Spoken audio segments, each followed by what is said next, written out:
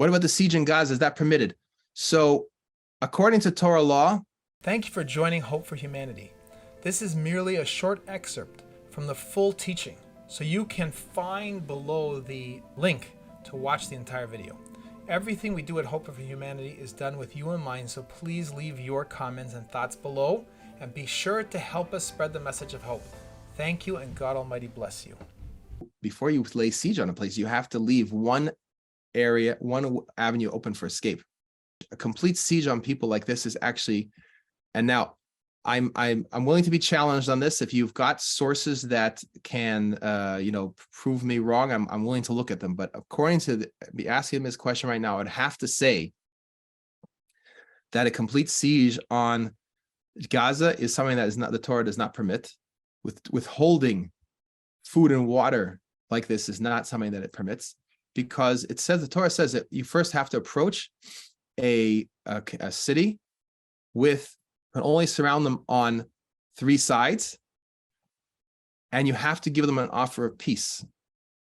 You have to first say to them that if you will surrender your weapons and you will agree to live under the code of law that applies to every single human being, the divine code that applies to every single human being, then you will be allowed to live peacefully and will not be harmed. I mean, obviously there'll be prosecution of those that committed crimes, but the population as a whole will suffer no consequences.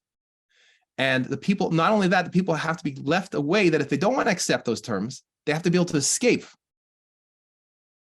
So we see over here that this is not according to the Torah way of war.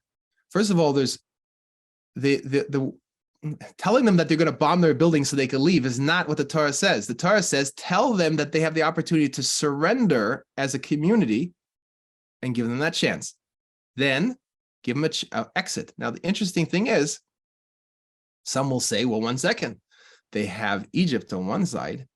They have, then there's, the geography is, there's Israel in the north.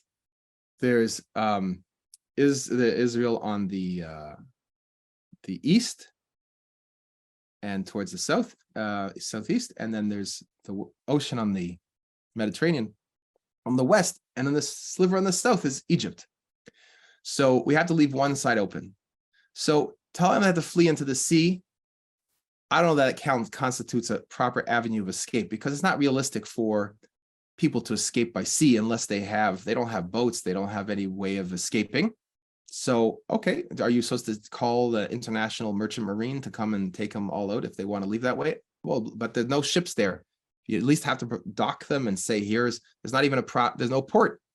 And that's what the terrorists want to build a port. So there's no real way to dock ships big enough to take these people. So we have to say that's not a real avenue of escape.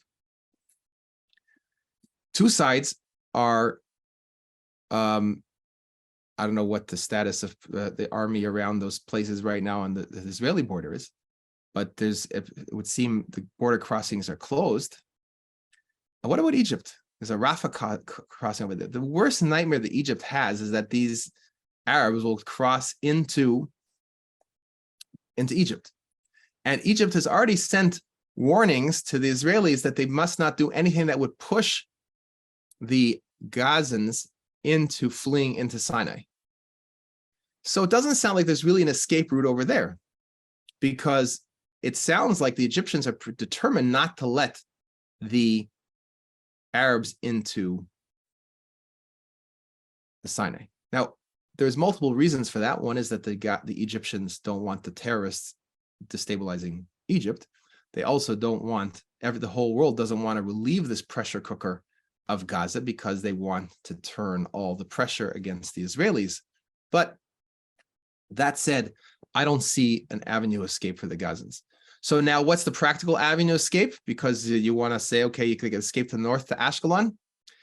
That is a very interesting question. And I'm not saying I necessarily have the answer, but I would say the following answer, that maybe God Almighty should guide me to say what is correct. That perhaps in this itself is the answer to the problem, and would solve this lie that the Israeli army claims that they can't really solve the problem of the terrorists because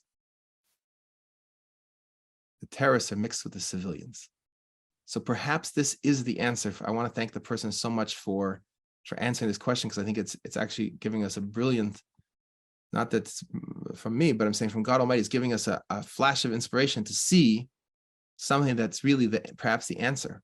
We're thinking all the time that we have to mount our forces to go into Gaza and come under fire from all these ambushes and not know the difference between the civilians and the terrorists. What if we said, we are required by Torah to provide an escape to anyone who's willing to, wants to escape, and particularly wants to, and you can't go to Egypt because they won't take you. And they're probably there with tanks and all kinds of ways to shoot at the Gazans. The sea is not an option. Can't set, well, there's a big desert out there. The Israelis are very good at making deserts hospitable. We could say to the Gazans, listen, you have an option to surrender in place and turn over your terrorist leaders. I'll give you 24 hours to turn over all the terrorists. Or we have to give, according to Torah, before we attack, we have to give you an avenue of escape. And because of the geography and the politics, there's no other, we could drive them to the Egyptians, but I think that they're going to be mostly shot by the Egyptians. So that's not an avenue of escape. We'll say any Gazan who lines up at the border at such and such a location and shows honest intent to live according to what the Torah law is for every single human being will be permitted to come into temporarily into an area that they'll be housed in with everything they need until such time as those who are not willing to surrender and not willing to give up their terrorism will be eliminated.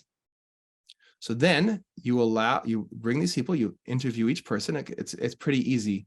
The Israeli government has a list of who these terrorists are. Let's not pretend that they don't know who they are. They just aren't willing to take action against them. So you find an honest group of border guards who screen each person. What's your name? They have fingerprints on a lot of these people because they're workers. A lot of these people are allowed into Israel on a daily basis because they're honest, hardworking people. You let them in with their families, give them respectable accommodations, as every human being is created in God Almighty's divine images and deserves. And then you're left with a much smaller number of people. By now, you know that the people that are left are not willing to surrender. They're not willing to leave when they have the opportunity to leave, and they're not willing to turn in their terrorist leaders, and they're not willing to renounce murder and terrorism. So what does the Torah say you're allowed to do now? Now you don't have any issues of having to worry about ambushes and having to go door to door. And now it's just an operation you don't want to destroy all the buildings, because hopefully, God forbid, you could hopefully, God willing, you could allow the righteous human beings back into those buildings. But you go through and you destroy in whatever way is necessary all those that are committed to terrorism, including all the international support networks that they have that no one talks about over there, and foreign agents and foreign officers and so forth that are helping run these operations. These are not just guys who grew up in the local high school. So no one wants to talk about that, of course, but the fact of the matter is that's how you would deal with this problem. So what I think that the question is, why these questions are so important is because we see now we now actually solved what seemed to be an intractable problem. How do we deal with the civilians, the innocent civilians versus vis-a-vis the terrorists? Well, we let the civilians out until we can completely eliminate the terrorists. But now we eliminate it in a way that there are no terrorists. There's no chance of rebuilding that. Everyone who's going to be allowed back into Gaza to rebuild is going to have already certified that they are willing to live according to Torah law for non-Jews, which is they are not allowed to murder, not allowed to worship idols, not allowed to steal, not allowed to be sexually immoral, not allowed to eat the limb of a living animal, not allowed to blaspheme, curse God's name, and not allowed to allow injustice to occur. And you give them the tools to set up a proper justice system that if anyone gets up and says he wants to make war against the Jewish people, he'll be brought to trial right away. That's what the world looks like when you follow the Torah and you look at the human beings like they are under the Torah. What's happened is everyone's looking at it according to a lie, and that's why they think that there's no solution. It's either some devastating attack on a massive human beings or a surrendering. It's another phony dialectic. Okay, good. So we have an idea to pursue.